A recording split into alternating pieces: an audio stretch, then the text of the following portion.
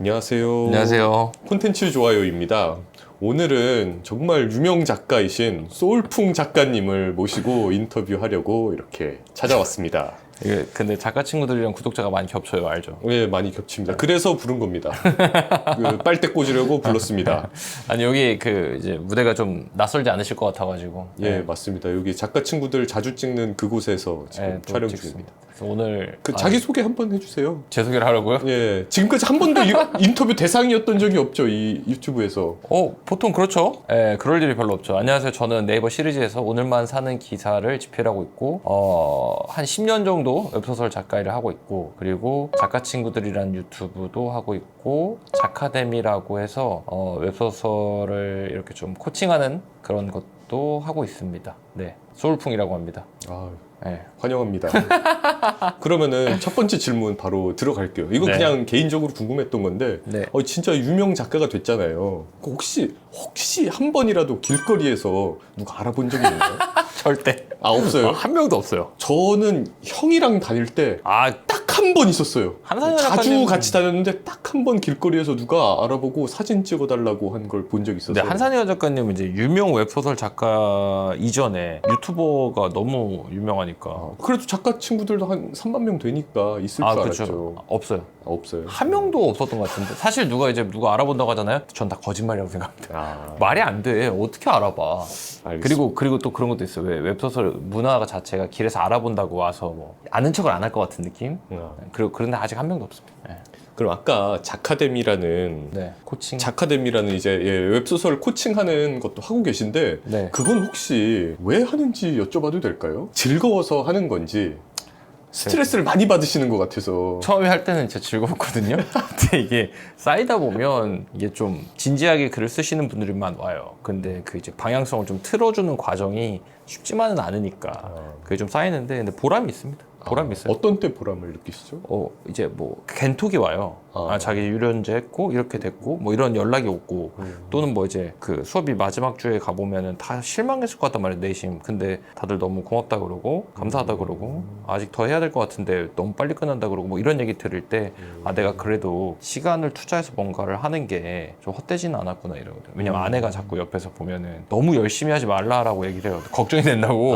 너무 과하게 하니까 그런 얘기를 듣기도 하는데, 그래도 재밌는 것 같아요. 왜 이번 다음에 저기 풀린 작가 저거잖아요. 네. 근데 저 풀린 작가도 그렇게 결국 그 특강 같은 수업에서 만났으니까 그렇게 해서 사람 인연이 생길 때도 많은 것 같아요. 좋은 사람들 많이 봤습니다.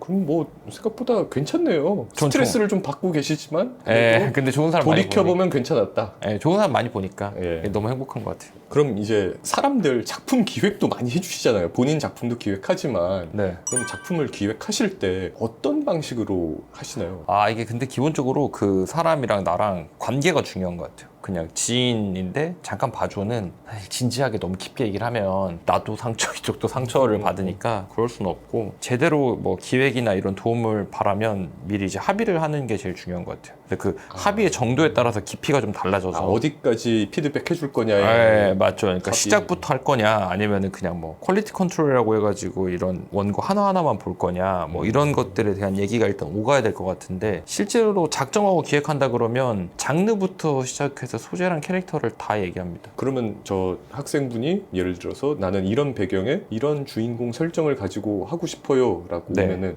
이제 그거에 살을 붙여주신다. 아니 이제 일단 안 되는 걸 대부분 들어오기 때문에 처음부터 애초에 이건 안 돼. 안 되는 게 많아요. 만약에 괜찮은 것 같아. 그럼 이제 거기에 살을 붙여주시나요? 그 작카데미 입장이랑 그냥 이제 일반적으로 볼 때가 좀 달라요. 작카데미는 단기간에 뭔가 좀 해야 되잖아요.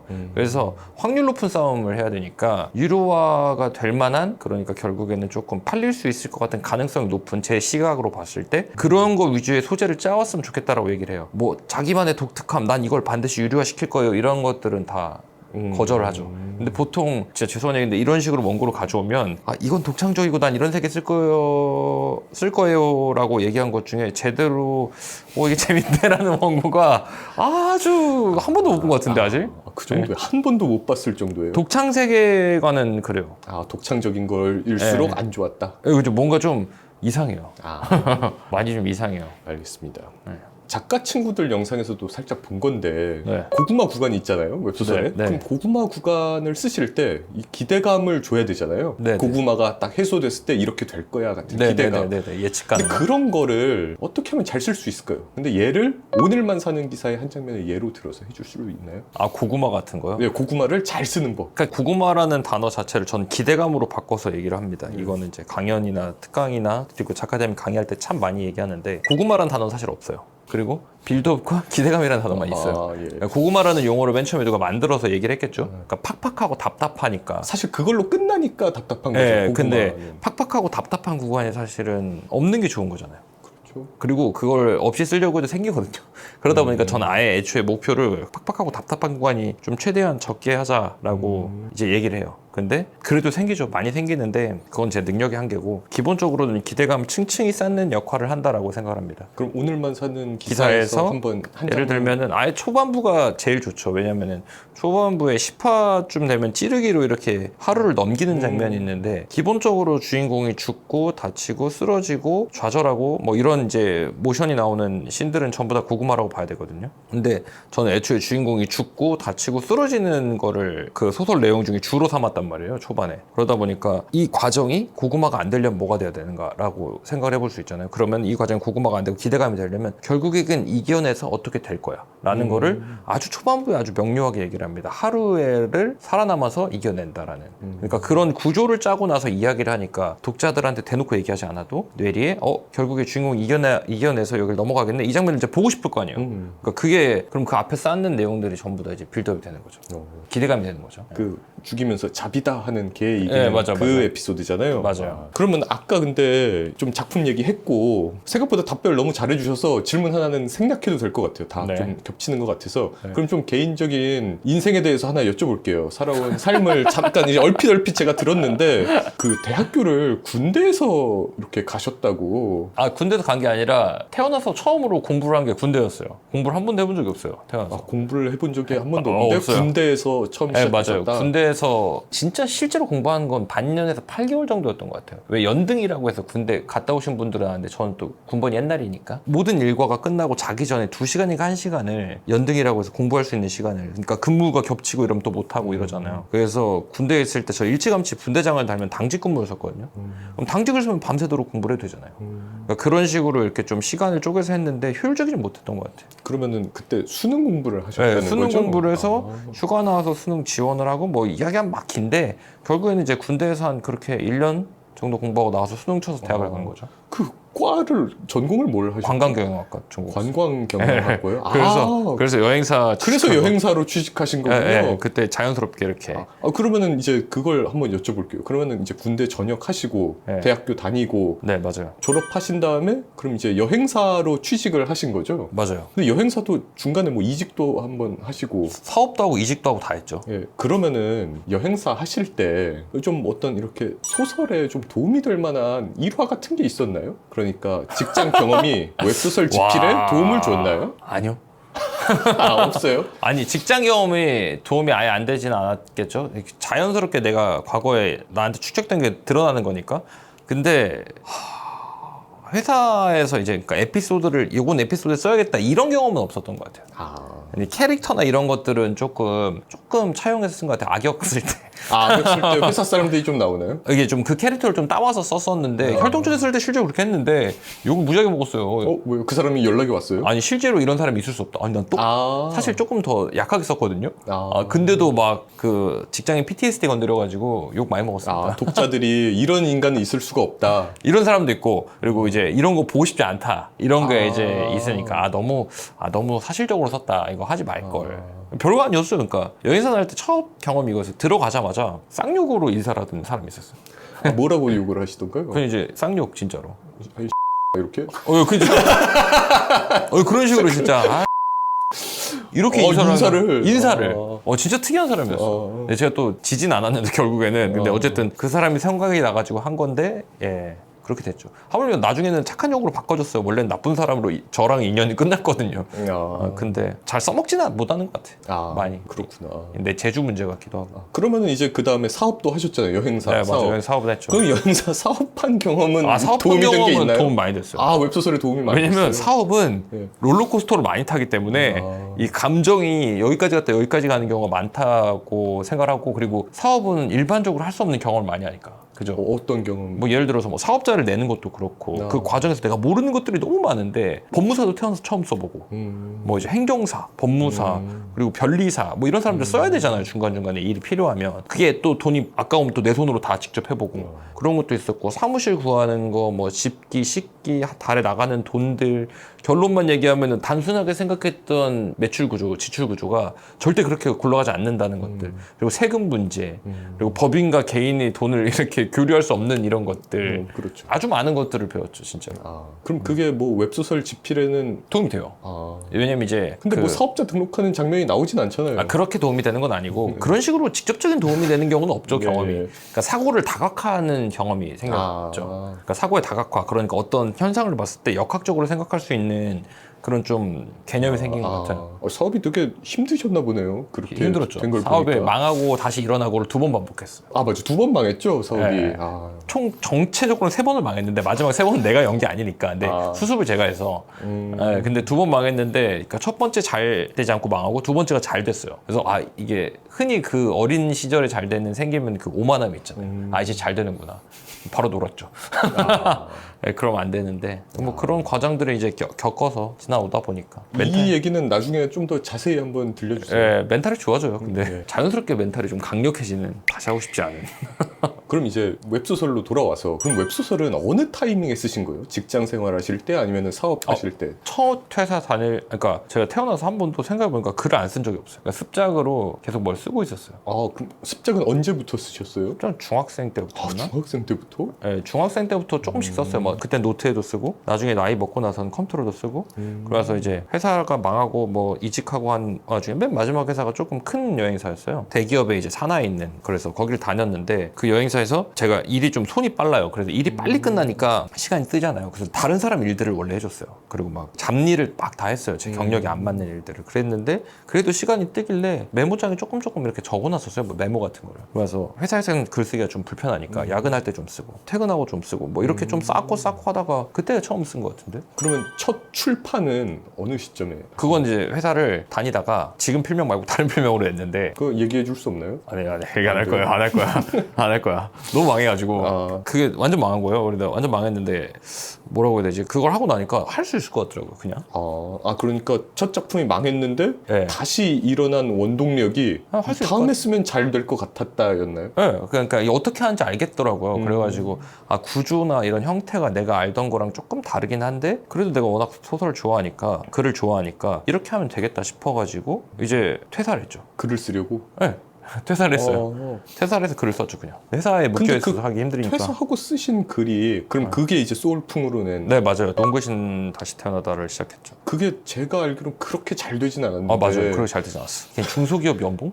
그럼 이제 그 다음 작품도 그럼 이렇게 하면 더 잘 되겠다라고 느끼셨나요? 계속 이제 이건 이렇고, 그러니까 계속 불확실한 어떤 기간이 있잖아요. 이거 왜냐면 직업도 없으니까, 전업이었으니까, 돈도 없고 이러니까 불안하긴 한데 어떻게 하면 될 것 같다라는 생각이 자꾸 들어서. 한 작품 한 작품 할 때마다. 근데 이제 문제는 이게 불안하잖아요. 그러니까 이제 한 작품 한 작품이 아니죠. 1년에 3개를 썼죠.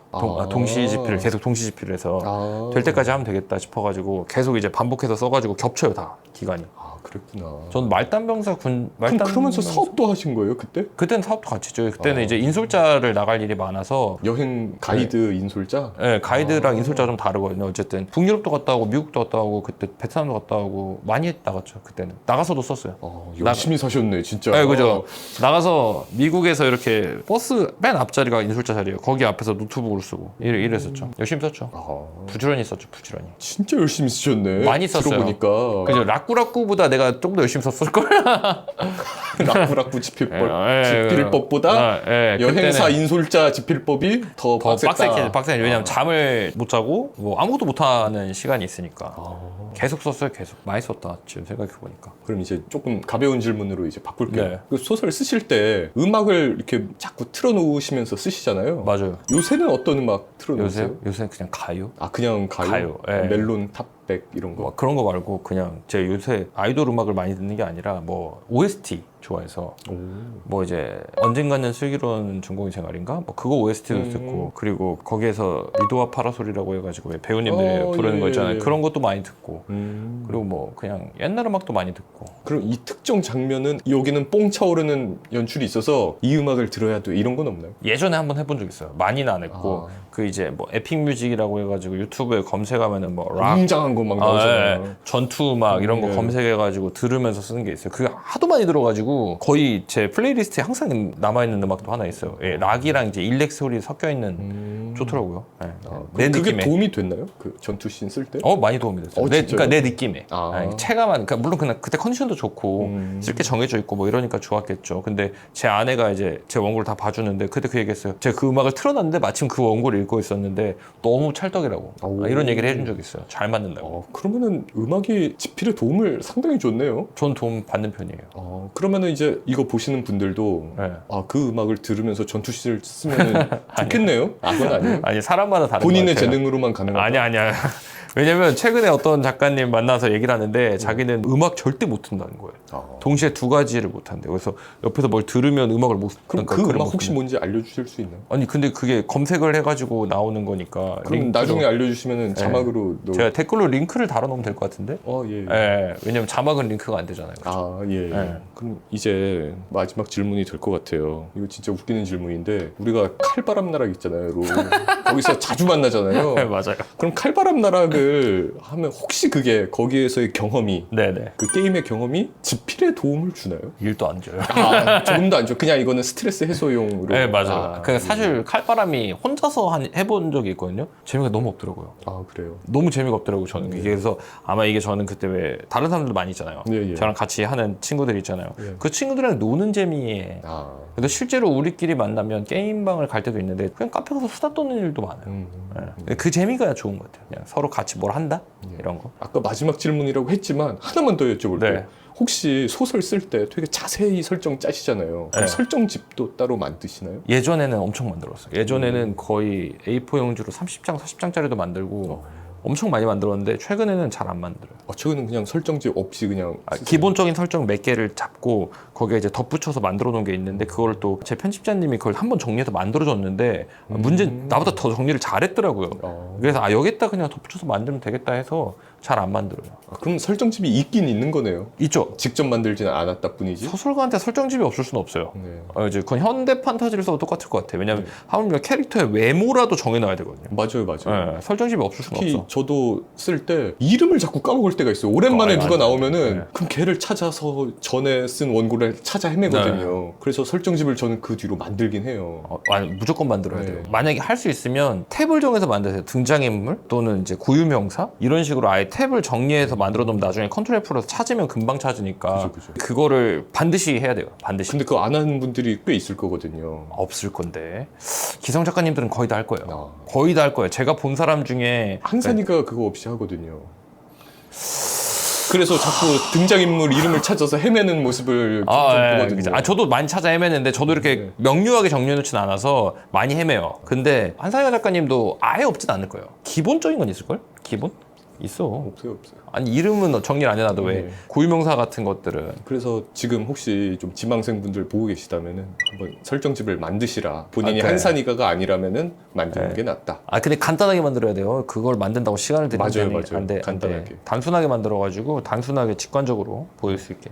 아무튼 제가 준비한 질문은 여기까지인데 혹시 뭐 따로 하고 싶은 말씀이 더 있나요? 여러분 그거 아십니까? 이 콘텐츠 좋아요가 원래는 웹소설 좋아요잖아요. 예, 맞아요. 그래서 이전에는 이제 대표님이 대표님이 돌아다니셨잖아요. 네. 그때 대표님이 하도 이거를 이제 찍는데 사람을 매번 구하기가 힘들잖아요. 지방에 계신 분들도 그래서 있고. 계속 나오셨잖아요. 제가 계속 나왔어요. 네. 최다 출연자. 예, 제가 최다 출연자. 저는 부름 나갔거든요. 네. 근데 지금은 어때요? 콘텐츠가 다음은 어떻게 됩니까? 다음이요? 네. 지금 회사에 직원분들이 좀 나오고 있어요. 아, 예. 예, 웹툰 PD도 이제 나올 네, 거고 네, 네. 뭐. 이미 이 영상이 나갈 때쯤에 이미 다 한참 전에 나왔겠죠. 네네, 그쵸. 그래서 웹툰 작가분들도 부를 거고 또 이제 컨텐츠 전체 업계. 예, 그리고 지금 준비하고 있는 게 SM 엔터테인먼트에서 연출 맡고 계신 분도 감독. 예, 예. 한번 불러서 인터뷰할 생각이고 재밌네요. 예, 그럴 겁니다. 많이 응원합니다. 예. 예, 아무튼 오늘 정말 좋은 말씀 감사했습니다. 다음에 또 유익한 영상으로 돌아오겠습니다. 감사합니다. 감사합니다. 아니, 질문 뭐 이렇게 열심히 준비해왔어? 한 반 정도 왔어요. 아니, 되게 열심히 준비했네요. 저희는 할 때 막 질문지 없거든요.